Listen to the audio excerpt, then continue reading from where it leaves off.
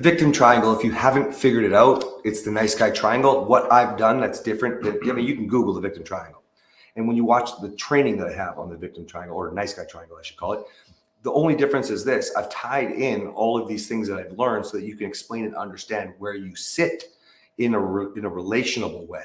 Meaning, if I walk you through what's going on with your wife and you can see how you've been acting as a victim, okay, now you can understand in a way that's relatable versus looking at a piece of paper going, oh, fuck, I'm a victim. And it's like 50-50, man. Right. It just doesn't matter. How I figured this out was not directly at the time, but when I was court mandated to go to anger management, I watched this. I was the first of 16 men. So all of us around the room took a turn. I told my story and everybody else told their story.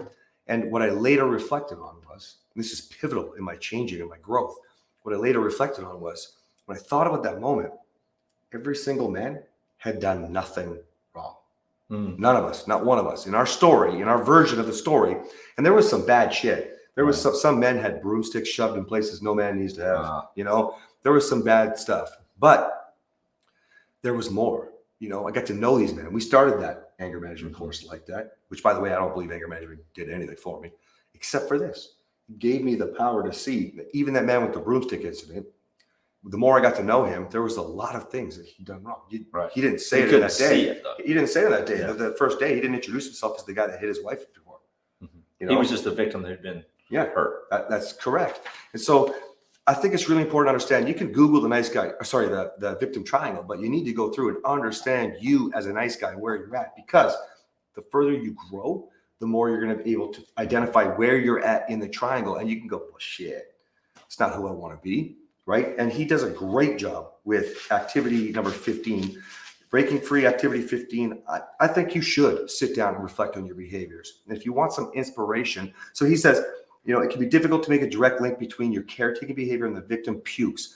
That's what we're focusing on here, is the victim pukes, the things that you've said, or, you know, I get such a kick out of this. So many men, what do they say? You know, well, my wife disrespects me. She says this and that. Well, how many times did you disrespect her first? You know, and or ever is really the point. So I think activity 15, Conquer the Monster, is great. And if you want some inspiration on that same training, morrowmarriage.com/free, or morrowmarriage.com, there's auto turnoffs training.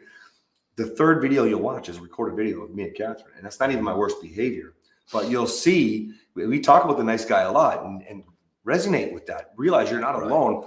And that's what I would suggest, is you could do what he's saying here is activity 15. It's good.